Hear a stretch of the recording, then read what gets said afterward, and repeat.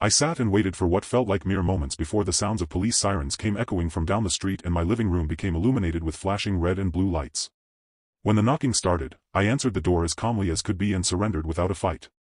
Two police officers went inside the house to investigate and returned a few moments later with grim looks on their faces. One of them asked me what happened, and I explained it to them verbatim. The coroners arrived, and just as I was being taken away in a police car, I heard a paramedic scream from my front porch. "The boy's still alive, we need to get him to the ambulance, now."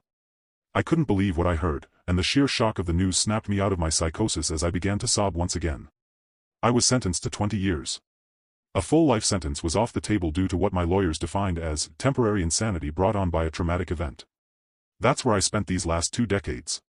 Rotting away in a cell, forced to think about my actions.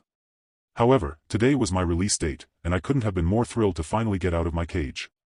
My house had been completely paid off prior to my conviction, and I looked forward to finally being able to have a normal roof over my head again, even if it was the one that sheltered us when my family fell apart.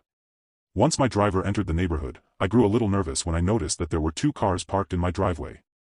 I got out of the car regardless, and when I knocked on the door, my son answered. The same son who refused to visit me. The son who acted like I didn't even exist. The son that I killed over and threw my life away for. He didn't even give me the time of day. He opened the door just enough to peek at me through a crack before slamming it shut and screaming for me to go away.